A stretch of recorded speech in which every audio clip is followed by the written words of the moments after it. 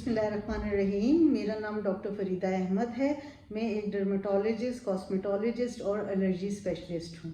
पिछले वीलॉग में मैंने एक्नी पर बात की थी, मैंने जिल्द की लेयर्स पे बात की थी, मैंने कॉजेस पे बात की थी और मैंने मुख्तलिफ जो टाइप्स ऑफ एक्नी हैं उस पर बात की थी। आज मैं बात करूँगी कि आप स्किन केयर कैसे करेंगे और उसकी ट्रीटमेंट किस तरह लेंगे। अगर आपकी चेहरे पर सिर्फ चिकनाई है तो घबराने की ज़रूरत नहीं है। यहाँ आपके चेहरे पर थोड़े से सेबेशियस ग्लैंड ज़्यादा हो गए, ये ऑयल ग्लैंड्स हैं। यूजुअली तो हर एक की जिल्द में होते हैं, कुछ में ज़्यादा होते हैं। ये वैसे सीबम प्रोड्यूस करके आपकी जिल्द को हमवार और स्मूथ रखता है, लेकिन जब ज़्यादा हो जाए तो ये ऑयल नज़र आना शुरू हो जाता है।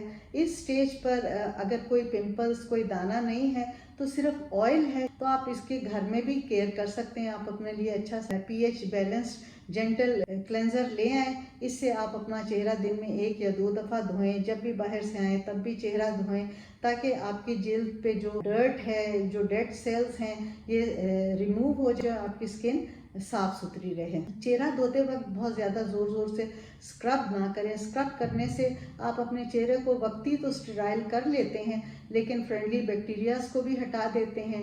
शुरू में आपको लगता है कि स्किन ठीक हो गई, लेकिन कुछ अरसे बाद एक्नी अपीयर हो सकती है। बहुत ज़्यादा अपने चेहरे को प्रेशर ना दें, हाथ बहुत ज़्यादा चेहरे को ना लगाएं, फ्रिक्शन पैदा नहीं होनी चाहिए। इसकी वजह से आपके पोर्स क्लॉग हो सकते हैं और एक्नी पैदा हो सकती है।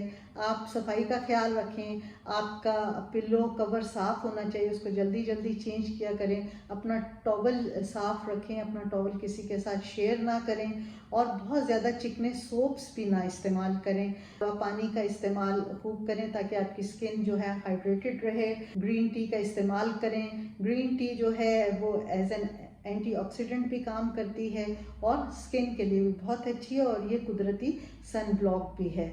आप अपनी स्किन को मॉइस्चराइज ज़रूर रखें। बेशक आपकी ऑयली स्किन है तो वाटर बेस्ड मॉइस्चराइज़र यूज़ करें। ऑयली मेकअप आपको नहीं यूज़ करना चाहिए। अगर बहुत ज़रूरत है, कहीं फंक्शन में जा रहे हैं और मेकअप यूज़ करें, तो वाटर बेस्ड मेकअप का और अच्छी कंपनी का आप मेकअप यूज़ करें। सन ब्लॉक का इस्तेमाल करें। जैसे मैंने पिछली वीलॉग्स में कहा था कि सन जो है वो उसकी रेज़ आपके सेबेशियस ग्लैंड को स्टिमुलेट कर सकती है, जिसकी वजह से ज़्यादा सीबम पैदा होगा। सीबम की वजह से आपके हेयर फॉलिकल्स क्लॉग हो सकते हैं और उसकी वजह से अगर ये पोर्स बंद हो जाएं तो acne, white head, black head, papules या पस्ट्यूल्स वगैरह ये सब कुछ आ सकता है।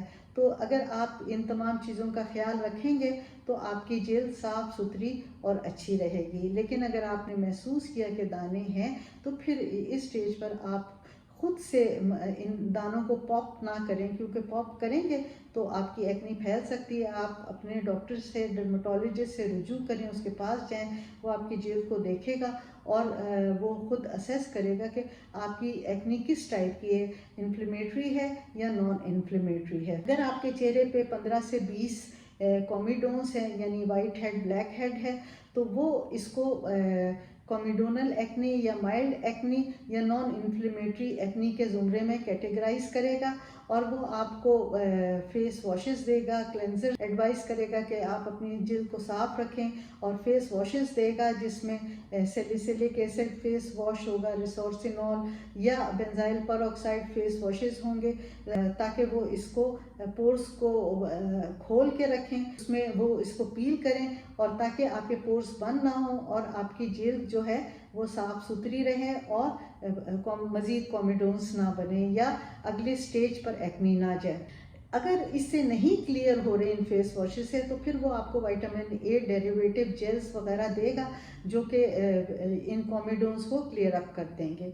अगर आपके चेहरे पे 15 से 20 कॉमिडोन्स के अलावा 20 से 50 के करीब पैप्यूल और पस्ट्यूल्स हैं, तो ये इन्फ्लेमेटरी एक्नी के ज़ुमरे में आएगा और ये जो है मॉडरेट एक्नी है। यहाँ पे फिर थोड़ी सी ट्रीटमेंट डिफरेंट हो जाएगी। डॉक्टर आपको फेस वॉशेस, जैसे मैंने अभी बताया था, salicylic acid face, benzyl peroxide face washes के अलावा वो आपको बहुत सारी क्रीम्स, लोशंस वगैरह लगाने के लिए देगा, या विटामिन ए डेरिवेटिव्स क्रीम या जेल्स वगैरह देगा, या एंटीबायोटिक क्रीम्स वगैरह, क्लिंडामाइसिन या इस तरह की और एंटीबायोटिक क्रीम्स वगैरह आपको देगा लगाने के लिए, ताकि आपकी एक्नी कंट्रोल हो जाए। यहाँ पे आपके ये दाने नहीं क्लियर अप हो रहे तो फिर वो आपको खाने वाली एंटीबायोटिक देगा। अगर फिर भी एक्नी क्लियर नहीं हो रही और आप महसूस कर रहे हैं कि आपके चेहरे पर तो इन तमाम चीज़ों के साथ अब मोटे मोटे दाने निकल आए हैं, पस वाले दाने भी, मज़ीद मोटे पस वाले दाने निकल आए हैं, तो ये सिवियर एक्नी की शक्ल होगी। यहाँ पे फिर डॉक्टर अपनी ट्रीटमेंट को फर्दर चेंज कर देगा और वो अगर बहुत कोई मोटा सिस्ट बना है आपके चेहरे पे जो कि साफ नहीं हो रहा, जो लगाने वाली क्रीम्स वगैरह से क्लियर नहीं हो रहा, तो फिर वो इसमें इंट्रालीशनल स्टेरॉइड लगाएगा ताकि ये जो सिस्ट है ये बैठ जाए। ये स्टेज जो है, इस स्टेज पर आप आने ना दें, क्योंकि ये बड़ी डिफ़िकल्ट स्टेज है डॉक्टर के लिए भी और पेशेंट के लिए भी अच्छी नहीं है, क्योंकि डॉक्टर के लिए एक्नी को कंट्रोल करना थोड़ा ज़रा मुश्किल होगा, उसे एफर्ट्स करनी पड़ेंगी, और पेशेंट के लिए इसलिए अच्छी नहीं है कि चेहरे पे बदनुमाई आ जाएगी, स्कार्स बन जाएंगे, पिगमेंटेशन बहुत आ जाएगी और उसे फिर फर्दर भी इसके लिए ट्रीटमेंट्स लेनी पड़ेंगी। जैसे कि अगर पिगमेंटेशन है तो उसके लिए डॉक्टर मुख्तलिफ ब्लीच क्रीम्स आपको देगा ताकि ये जो पिगमेंटेशन है ये ठीक हो जाए, या इसके लिए लेज़र्स का इस्तेमाल करेगा।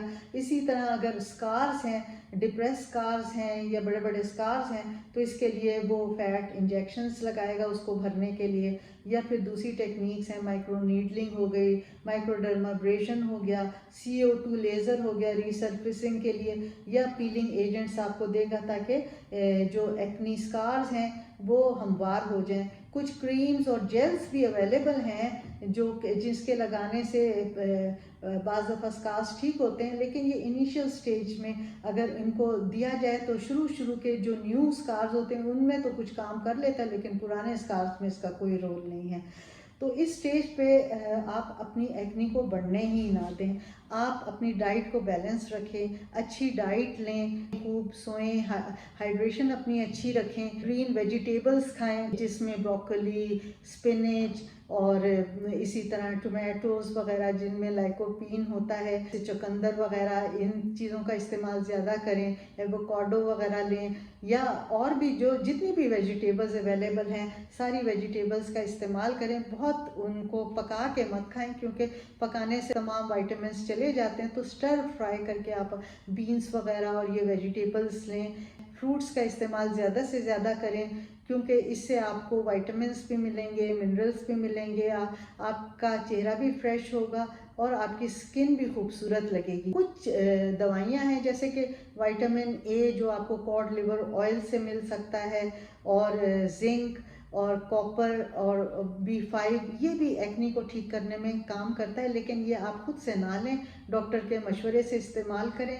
इससे आपके जो है स्किन, आपके हेयर्स वगैरह भी इम्प्रूव हो जाएंगे और आपकी एक्नी भी काफ़ी हद तक सेटल हो जाएगी।